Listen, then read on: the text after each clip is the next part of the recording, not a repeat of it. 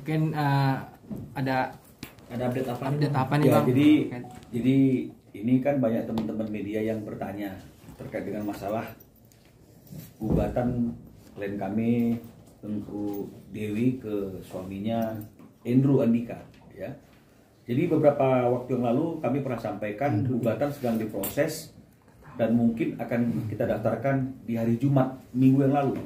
Tapi karena pada waktu Jumat itu ada beberapa yang perlu masih difinalisasi dan waktunya juga sangat pendek karena di hari Jumat, kita rencanakan di hari Kamis, di hari Senin. Tapi karena di hari Seninnya itu juga ada hal-hal yang masih belum tuntas dalam pembuatan gugatan perceraiannya, karena kan harus hati-hati juga membuat gugatan perceraiannya. Jadi gugatan perceraian Tengku Dewi itu baru kita selesaikan hari ini, hari Kamis, dan sudah kita daftarkan by e-court ya, online ya, by e-court. Dan tadi itu kita lakukan pendaftarannya sekitar jam 14.36 ya. Jadi 14.36 itu sudah kita daftarkan dan sudah terkonfirmasi dari WA Mahkamah Agung Republik Indonesia ya. Ini ada WA-nya yang bicara terkait dengan pemberitahuan informasi pendaftaran online ya. Tanggal pendaftaran hari ini tanggal 6 Juni 2024. Nomor register pendaftarannya PACBN, berarti Pengadilan Agama Cibinong 06062024 WIL. Ya, jadi tinggal menunggu nomor perkara, karena biaya pendaftaran atas gugatan juga sudah kita bayarkan ya, sesuai dengan hukum yang terbit.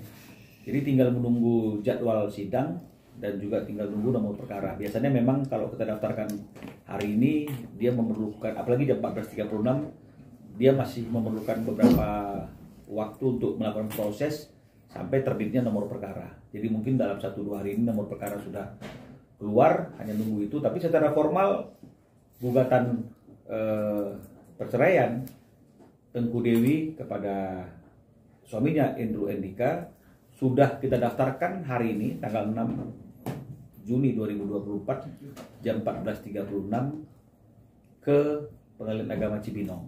Jadi fisik gugatannya bisa diperlihatkan ya. Tahan.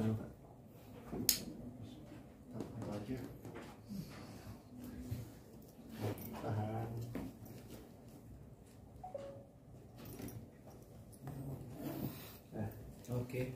Ya, jadi dengan demikian maka sudah resmi seperti apa yang telah kami sampaikan maupun Tengku Dewi sampaikan atas keseriusannya untuk mengajukan gugatan perceraian kepada Endro Andika atas peristiwa-peristiwa yang beberapa waktu ini menjadi perhatian dari kita semuanya ya. Jadi memang alasan-alasan gugatan kami itu juga memang salah satunya adalah sebagaimana yang diatur dalam pasal 116 kompilasi hukum Islam huruf A-nya ya, itu memang dengan jelas diatur dalam kompilasi hukum Islam tersebut ya. Di huruf A-nya itu dikatakan adalah perceraian dapat terjadi karena alasan atau alasan-alasan itu ada A sampai F, tapi kita ambil yang poin A-nya, yaitu salah satu pihak berbuat zina atau menjadi pemabuk, pemadat,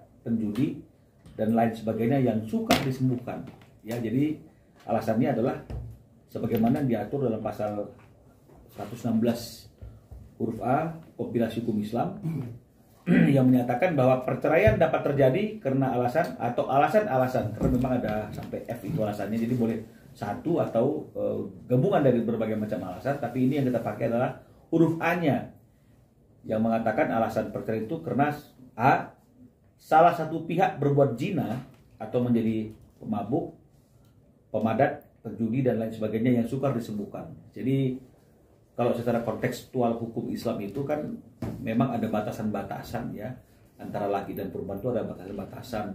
Apalagi kalau misalnya sudah terikat dalam suatu perkawinan. Ada beberapa hadis yang kami cantumkan di sini yang menyatakan bahwa seyogianya ya masing-masing orang yang sudah terikat dalam perkawinan itu menjaga kesucian rumah tangganya. Nah, jadi sudah ada batasan-batasan. Nah, kalaupun dia ketemu dengan lawan jenisnya sebaiknya dalam pertemuan itu juga didampingi oleh orang yang menjadi muhrimnya. Nah, jadi kalau misalnya kemudian seperti apa yang kita ketahui bersama itu, Endro Andika ini kan dia memiliki hubungan yang tanda petik spesial dengan wanita-wanita yang bukan muhrimnya, bahkan sampai ada pengakuan dari orang tersebut kepada Teguh Dewi karena kasihan misalnya atau apapun alasannya pernah nginap di rumah itu misalnya kan ini, dan orang itu belum bersuami kalau nggak salah seperti itu ya. Jadi ini juga menjadi satu catatan yang bisa kita artikan itu suatu pelanggaran yang tidak menjaga kesucian rumah tangga, dan itu sama saja dengan perzinahan kan gitu kira-kira intinya. Jadi itulah yang menjadi alasan kami dalam gugatan perceraian ini, disertai tentu dengan beberapa dalil-dalil lain baik secara hukum maupun secara hadis. Abang Saya seperti itu. Terkait tuntutan sendiri bang, mungkin ada tuntutan apa saja dari ya, Mbak Teguh Dewi? Tuntutan ya, berarti ini kan bicara mengenai masalah akibat putusnya perkawinan karena perceraian ya. Yang kami masukkan dalam gugatan ini hanya mengenai masalah hak asuh anak. Ya, jadi anaknya itu ada 2 ya. Karena kalau kita bicara mengenai masalah sejak kapan seseorang itu bisa dikatakan sebagai suatu subjek hukum, untuk berbagai kajian dan kepentingan hukum itu anak yang dalam kandungan juga sudah dianggap sebagai subjek hukum, ya, meskipun belum dilahirkan, ya. Nah, jadi oleh karena itu di sini ada 2 anak, satu anak yang sudah lahir 3 tahun yang lalu lebih kurang, yang bernama Ehsan, ya, Ehsan Ryan Fisher, ya, dan kemudian adalah anak yang masih dalam kandungan yang sekarang jalan 8 bulan, dan 8 bulan sudah di USG kan kemarin sudah disampaikan anaknya wanita, dan anak itu ada dalam kandungan Dewi selama masa perkawinan antara Dewi dengan Andrew. Jadi nggak perlu diragukan lagi siapa yang menjadi ayah dari anak tersebut, ya. Jadi makanya dalam gugatan kita sampaikan ada 2 anak, ya, satu lahir bernama Ehsan tadi itu, satu lagi dalam proses, ya. Jadi itu yang bicara mengenai masalah hak asuh kepada anak-anak ini, atau hadanah kalau secara hukum muslim itu namanya hak pemeliharaan, dan anak di bawah umur memang seyogianya itu berada dalam pemeliharaan ibunya, apalagi anak yang akan dilahirkan dalam beberapa bulan ke depan, sebulan ke depan mungkin, itu udah pasti sangat bergantung kepada ibunya. Jadi hak asuh ini yang kita mintakan. Nah, terkait dengan masalah harta gono ini tidak kami cantumkan dan kami mintakan dalam gugatan perceraian ini, mengingat antara Teguh Dewi dengan Endro Andika, mereka sudah memiliki perjanjian pranikah, ya, ketika mereka melangsungkan perkawinan, sehingga tidak ada harta gono gini karena mereka ada perjanjian pranikah yang memisahkan harta.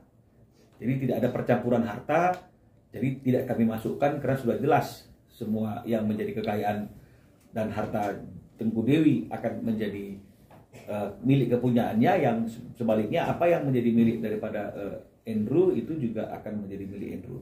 Jadi kita hanya bicara mengenai masalah hadanah atau hak pemeliharaan atau hak asuh kepada anak, dan termasuk biaya, ya, biaya nafkah untuk anak dan pendidikan anak itu yang diminta oleh Dewi sangat rasional sekali, ya, tidak terlalu berlebih-lebihan, tidak terlalu mencolok sekali, normal-normal saja, sesuai juga mungkin dengan kemampuan yang dirasakan ada pada Andrew.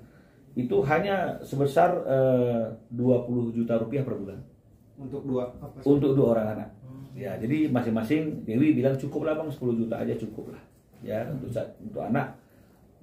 Berarti ada 2 anak maka 20 juta, ya. Tapi ini formalnya, tapi saya yakin namanya seorang ayah pasti tidak akan membatasi apa yang diperlukan oleh anak, pasti tidak akan dibatasi dengan apa yang menjadi putusan formal. Tapi paling tidak dalam gugatan ini ketika dicantumkan, Dewi mencantumkan senilai 20 juta itu 10 juta lah untuk satu anak, dan saya rasa ini sangat wajar sekali, ya, tidak terlalu mencolok sekali, ya.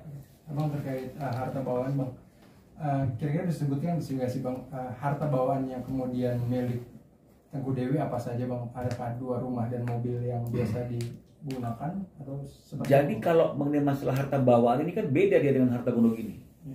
jadi kalau harta bawaan itu kan memang tetap menjadi, walaupun nggak ada perjanjian pranikah ya harta bawaan kalau terjadi perceraian tetap kan akan dikuasai oleh orang yang memiliki harta ini. Itu kalau harta bawaan. Tapi ini kan kita bicara mengenai masalah harta gonogini, percampuran harta. Jadi harta yang timbul selama perkawinan. Nah, kalau mengenai harta yang timbul selama perkawinan itu tidak disebutkan detailnya karena nggak perlu lagi dibahas dalam gugatan ini karena memang sudah jelas mereka sama-sama mengetahui apapun harta yang ada hari ini, rumah misalnya, mobil misalnya, itu akan kemana jika terjadi perceraian. Itu kan sudah jelas karena sudah ada aturan mainnya mereka yang mereka atur dalam perjanjian pranikah tersebut.